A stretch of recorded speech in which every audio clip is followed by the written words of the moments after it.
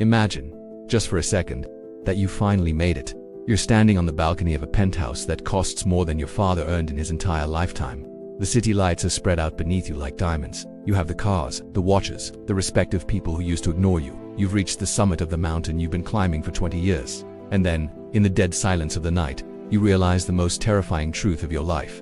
You are completely, utterly, alone. We live in a world that worships the grind. We are told that our value as a human being is tied to our productivity. Work harder, they say, sleep less, they scream. Sacrifice everything now so you can live like a king later. But nobody tells you what happens to the king when the kingdom is built on the graves of his own happiness. I want to tell you a story about a man I knew. Let's call him Arian. Arian was the poster boy for success. By 30, he had a tech empire. By 35, he was a multimillionaire. He was the guy you see on magazine covers, but I saw him on a Tuesday night, sitting in a dimly lit corner of a bar, staring at a glass of expensive scotch. He looked at me and said, "I have 5,000 employees who follow my orders, but I don't have a single friend I can call." He had traded his real years for digital numbers. He told me about the sister's wedding he missed because of a board meeting. He talked about his mother's funeral where he spent half the time in the back of the car, shouting at a consultant on the phone. He had all the assets, but he had zero memories. Money is just paper.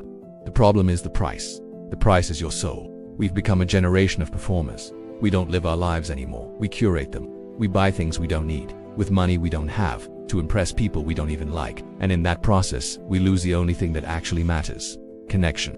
Have you ever noticed how the most successful people are often the most addicted? Addicted to work, validation, the next high, because the moment they stop moving, the silence starts to scream. The silence reminds them of the daughter who stopped asking him to play. Success is a beautiful, shimmering lie if it costs you your humanity.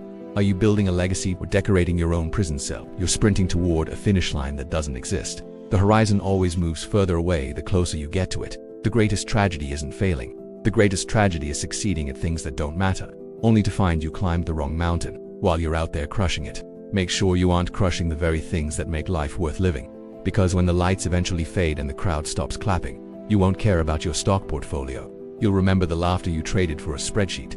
You'll remember the hugs you skipped for a flight. Stop being a digital ghost. Turn off the screen. Call your parents. Hug your kids. Sit in the silence and don't be afraid of it. Build a life you don't need a vacation from. Because in the end, if there's nobody there to hold your hand, you aren't a success. You're just a very wealthy, very lonely ghost. If this story hits you where it hurts, tell me in the comments, what is the one thing you've sacrificed for success that you regret the most? Since today is Monday, we started with the truth. Tomorrow, we're going to look at the dark psychology of how they kept you trapped.